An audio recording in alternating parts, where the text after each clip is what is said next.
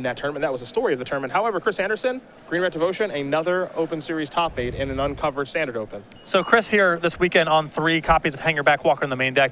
I was wondering if these affinity lists would start going to a little more modular action once Hangerback Walker entered the list. And Chris is playing with 2 copies of Arcbound Worker, the 1-drop, on top of the copies of Arcbound Ravager. Got ourselves a Chromatic Sphere to start here for Joe Lossett. A Blinkmoth Nexus for Andersen, a whole bunch of Ornithopters, and a Passing of the Turn. Sweet deck. Pyroclasm's really good in this matchup because they often have a lot of 2-toughest creatures they play early in the game. They do. Et cetera, et cetera, et cetera. It's also just super important in the matchup as Joe's going to crack the sphere for either green or red to just interact with them early. Slow down their affinity count, slow down what Mox Opal can do, all of that stuff. Now he's going to be casting a copy of Ancient Stirring, so we'll take a look at the top 5. Yes, 5, Joe. 5. Not as many as last time. Stop. Yeah, stop right there. There you okay. go. See, he remembers. He remembers. Ugin does not seem great in this matchup. It's horrible. It is truly horrible. Does not seem great. So there's this weird thing about Tron, right, where the deck pulls you in a bunch of different directions. Like Pyroclasm, an A in some matches, and F- in others. Ugin, you can say the same thing. So when Ugin first got released, as Joe's going to play Urza's Mine into Relic of Progenitus and pass the turn back, I was actually very anti-Ugin because Affinity is a really popular deck because 1, it's like an aggressive deck, 2, it's pretty cheap to build. So, you know, you'll see a lot of this deck in Modern. So immediately I was like, I don't want anything to do with Ugin. Same way I feel about All's Dust, too. All's Dust an F- in this matchup. Steel Overseer here for Andersen. He'll pass the turn back over to Lossett. Lossett has drawn another copy of Urza's Mine, but he has the power plant, so Tron is online. What's the follow-up? It's a Karn Liberated, timely. Steel Overseer, kindly leave. Yeah, I like getting the Overseer here because none of Chris's other cards do anything. That's just good analysis there. Since you know they're Ornithopters. They have no power. Darksteel Citadel looks to be the land here for Chris. Now, another thing, too, to know about this matchup, this is pretty rare, actually, where Karn actually isn't particularly good in the matchup. Makes sense. You'd rather have Wurmcoil Engine a pretty healthy amount of the time.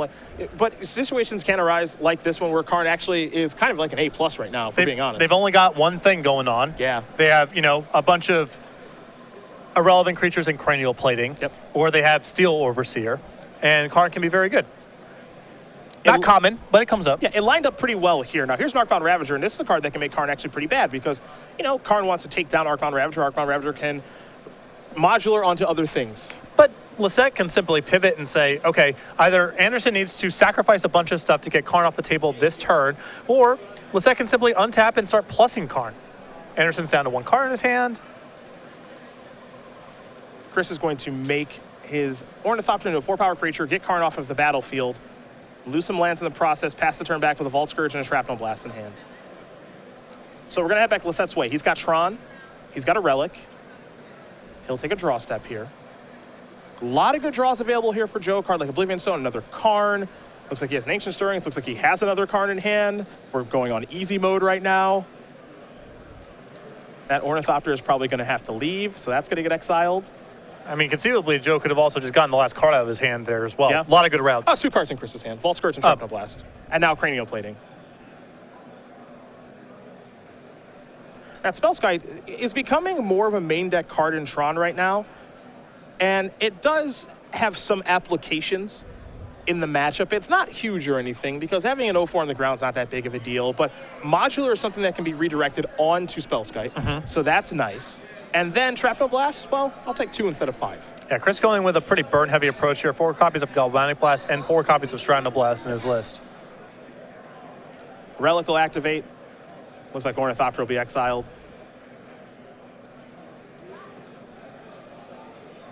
As you mentioned, this feels like easy mode right now. At this point, he's getting pretty close to it because now Joe also has a copy of Ancient Stirrings in hand, along with the Grove of the Burn Wolves. He's going to start by sacking the Relic to draw a card. This will help inform his draw step and what he wants to do on the turn. Urza's Tower is the draw. Yeah, I mean, at this stage, he can plus Karn, play Eye, start getting Wurmcoils. A lot of good routes here. In case you were curious, Joe is somehow still at 20, though he's playing against an aggressive deck. Yeah, I mean, Chris started off strong with 3 creatures on the first turn. Unfortunately, they don't have power, so it took him a little while to get the ball rolling. Here is the Grove. Joe, a very nice gentleman, going to give Chris a life. Now here's Ancient Stirrings. Top 5 cards, take a colorless card among them. So if he can find a Wormcoil Engine, perhaps an Oblivion Stone, something like that, he can sew it up. Even mana is not bad here because of Eye of Ugin. Yep. Well, I think he'll go with that one. Sure. Good choice. Wormcoil Engine is about to be here. Karn has not been activated yet this turn. Looks like the elevator is going to go up. So Shrapnel Blast. Yep, Chris almost showed it. And I like the concession here a lot. Nothing more to be gained and doesn't want to show these cards. He's not winning.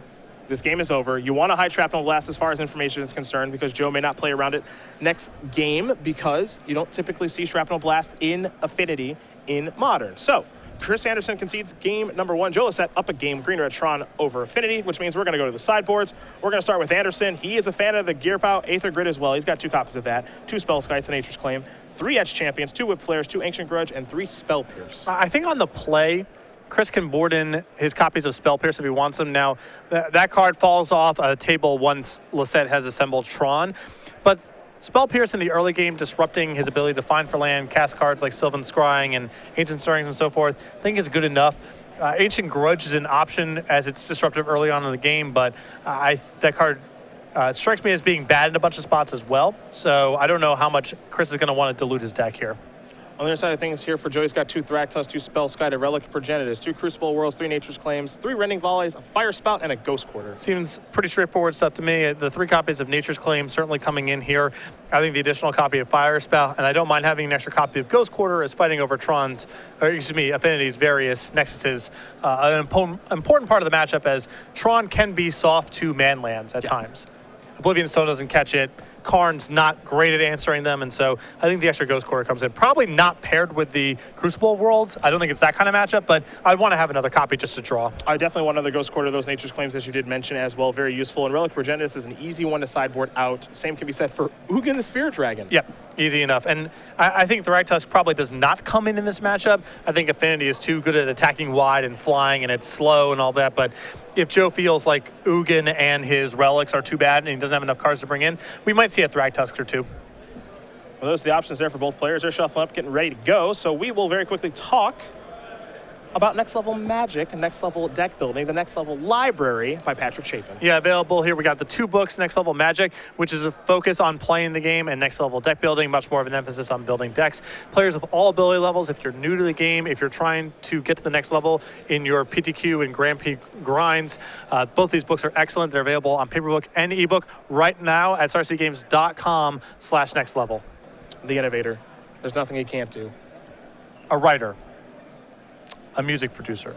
A Hall of Famer. A Hall of Famer. 2-time Worlds runner-up. Game designer. Pro Tour champion. Lots of stuff he probably does on the side we don't even know about. Yep, 2 books, though. Prolific. We know he's had time to do that. Renaissance man. You got one more? I could go on for days. I know you can. I know you can. Both these players will take a look at their opening hands here. We'll see if they can find 7 cards that they like. Chris Andersen will be on the play. We'll see if he can find an opening hand that he likes.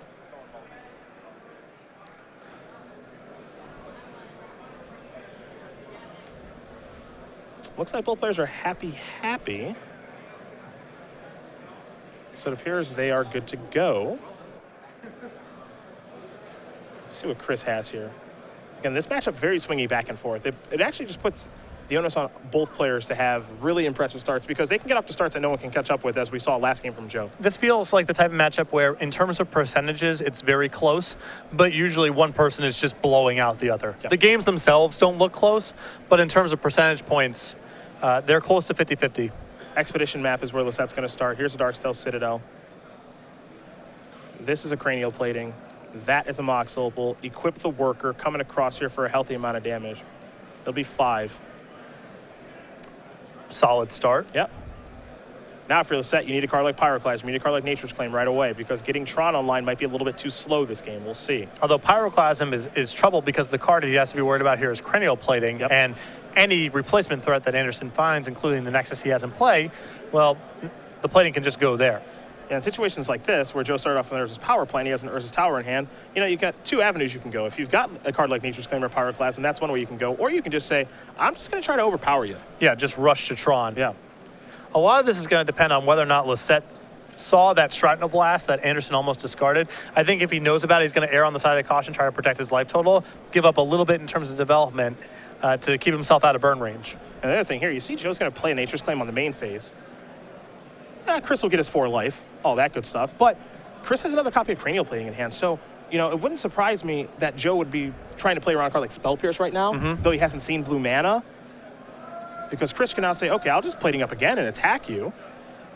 We'll see if he wants to get the other point of damage in by activating the Nexus. It appears that he does. So a pretty healthy attack here from Andersen.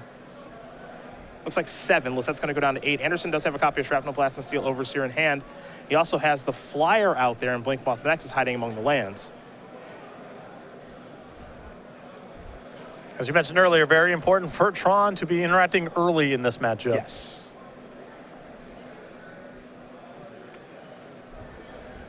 And it's just really tough there because, I completely understand why Joe played Nature's Claim when he did, because if Nature's Claim gets Spell Pierce, this one's over.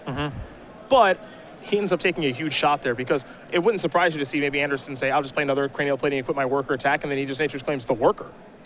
That is one thing, although at that point, Chris gets to go, all right, I'll activate my Nexus, the modular moves on there, and now I have 2 platings on a man land that's very hard for you to answer. Yeah. It's tough in either direction. There's a tower. Let's see what this is going to be. Perhaps Fire Spout in hand here for Joe? Yep. That'll take care of the worker. Now, Joe does have a copy of Ghost Quarter in hand. He also has access to a copy of Ghost Quarter because of the Expedition map. But Andersen's going to be able to put himself in a nice situation here, which is activate the Blinkmoth Nexus, fire up, come across for a pretty healthy amount, and I think we'll see a Shrapnel Blast finish it off here. Yeah.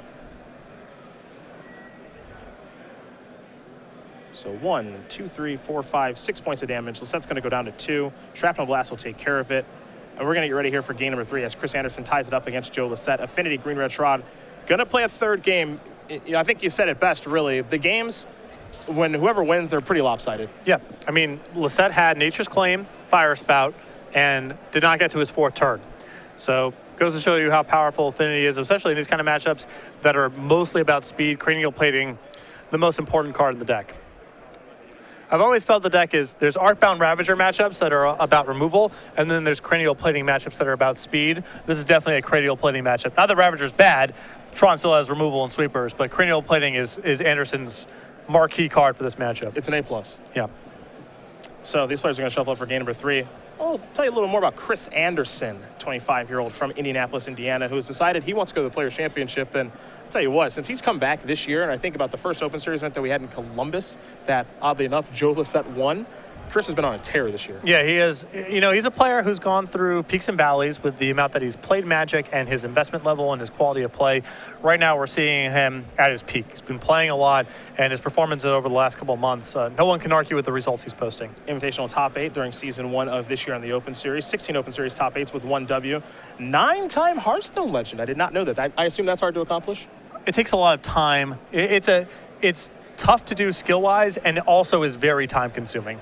His brother is lead singer of the rock band We Are Forever, and Chris started playing Magic at the age of 4, which I've known Chris for a very long time. That is true. I've been to his house. His dad still has all of the cards. His brother used to play. He's been doing this for basically ever.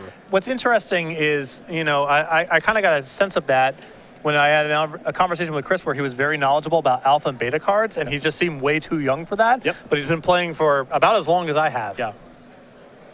It is pretty incredible. 25 now, so yeah, we're on 21 years that he's been doing this thing. Basically since the start of the game. Lossett will take a look at his opening hand. He'll be on the play here for game number 3.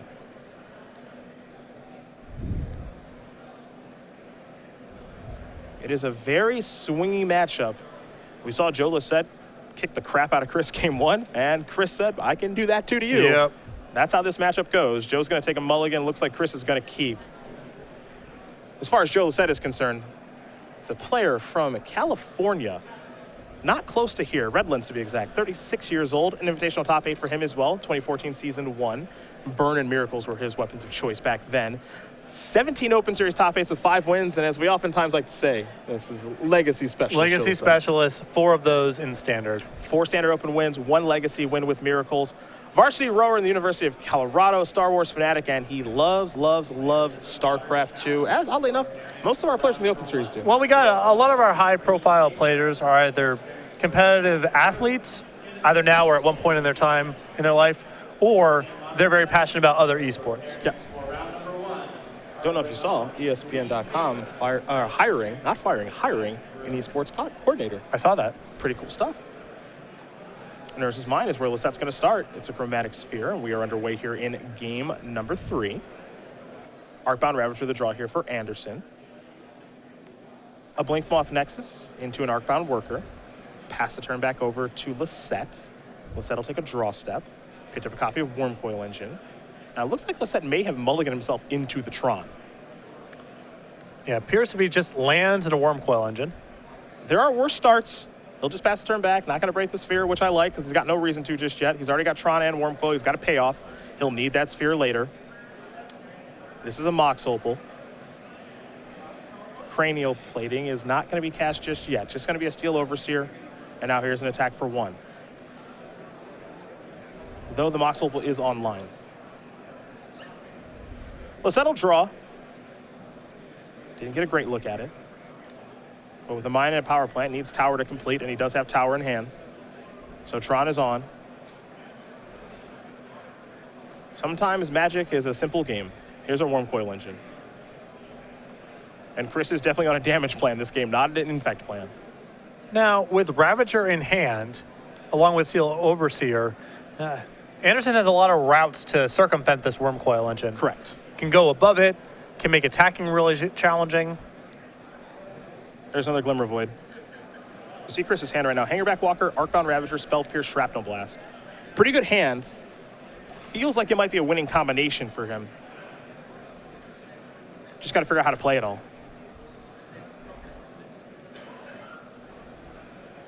Looks like he might start with Hangerback Walker. And he will. So that'll get a counter, of course. Now here's a Ravager. That'll also enter with a counter. So now he can get pretty flashy. He's got an active Steel Overseer. I feel like that Hangerback Walker is going to grow quite a bit this game. The risk that Chris is taking with this line of play is Oblivion Stone. Yep. You know, he does get a little bit of work around here as he gets Hangerback Walker to leave some Thopters left over, gets to move a bunch of stuff onto the Ravager and then onto Hangerback Walker. But still not a card he's looking to see, especially with Lossett showing Fire Spout in previous games. He can handle a sea of Thopter tokens. Lossett's going to cash in a sphere. The question is green or red. Joe's got to make a decision. He'll draw a card. Picked up a Grove of the Burn Willows, so it doesn't matter all that much. But unfortunately here for Joe, he doesn't have anything to do outside of Spellskite. His hand is all lands in a Spellskite right now. A Forest, a Grove, 2 more Tron pieces, and Spellskite is the grip. Now, Spellskite's okay in this situation because, again, it does one-up modular. But outside of that, not much to be excited about here for Joe Lossett. Yeah, this is problematic for Joe here as, you know, going on the offensive Wormcoil Engine, given the cards that Chris has in play, that's going to be challenging. Blocking is going to be challenging for the same reason. Though Spellskite to me feels like an important piece of the puzzle of Joe at least slowing down the game a little bit, because with Andersen not having his modular shenanigans, he's leaning much more on Steel Overseer and just kind of attacking. And that gives Joe a lot more time. If Andersen has access to all of his Ravager tricks, I think it's very hard for Lossett to get out from under this. For Joe, I think you still got to continue to play lands. Don't stop doing that because you want to be able to chain through as many stars and spheres if that kind of turn runs. It kind of comes up next turn or the following turns. You just want to be able to get through as much of your deck as possible to find something relevant. As far as Wormcoil Engine is concerned, I don't think Joe can attack right now. An attack does not feel bad to me, honestly, because Andersen can't do any modular shenanigans. I suppose that's true. He kind of has to chump block or take the hit. Well, here's your block. Overseer's going to go active, so everything will get a counter.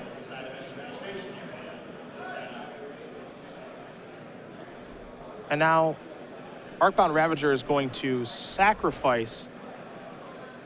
Well, it'll eat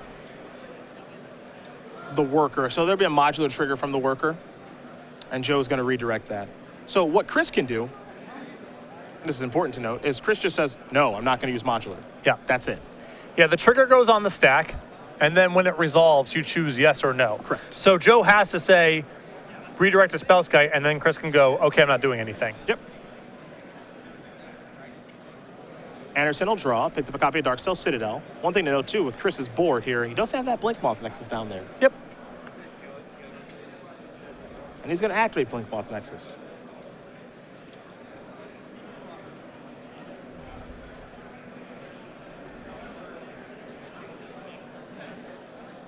Now, this will be an interesting turn here because we'll kind of see how experienced a player like Chris is with Affinity. This is really the nitty-gritty part of it. Yeah. You know, there are some players out there like an Alex Machelton who is great at this sort of stuff because he's been doing it for the better part of a decade. You know, I think of kind of Osip in his prime when he was playing Affinity, stuff like that. But if you're unfamiliar with how you're supposed to balance this sort of thing, it is actually pretty hard because you don't want to give your opponent any extra turns. The thing is, Andersen's got a lot of control over this with Shrapnel Blast in hand. At a moment's notice, he can get the Spellskite off the table, and then all of his modular tricks are back online. Sure. Overseer goes active again. More counters are placed onto things. Lossett will draw a card. Another land there in Grove of the Burn Willows. That is not what he's looking for.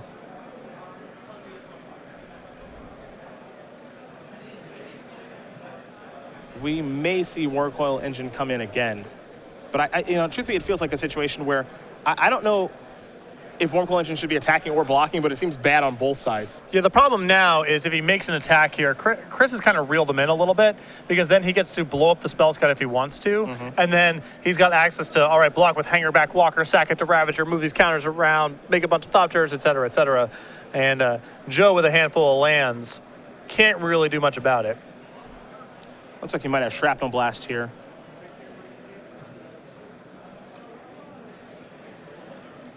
Going to go upstairs. Hangerback Walker will be sacrificed. This is something we saw at Pro Tour Magic Origins in the Blue Red Thopters deck. And I think Andersen is targeting Lossett here, Yep. trying to force the issue to make Joe pay 2 to redirect to the Spellskite. So Chris gets an extra 2 damage for his trouble. Time to untap and draw. And for Andersen, Steel Overseer plus these Thopter tokens, heck of a combination. He's going to fire a Blinkmoth Nexus, it appears. He'll play Signal Pest first. Probably safest to do that. Now that's going to get fired up. Everybody's coming into the red zone, except for the Ravager. Overseer will go active. Bunch of flyers attacking for a bunch of damage. I think Joe's going to show him a hand of lands, and that's going to do it. Chris Andersen will win this match over Joe Lossett 2-1. Affinity will take care of Green-Red Tron. For Lossett, that's his first loss. He slides down to 4-1. But for Chris Andersen, the guy can't lose. Very impressive there for Affinity to be facing down a turn 3 Wormcoil Engine with Tron on the play, and the Wormcoil basically did nothing. Yeah. And that goes to show you, when you don't have a lot of removal, when you don't have access to a lot of sweepers, Affinity can work its way out of a lot of weird spots. And with Hangerback Walker alongside our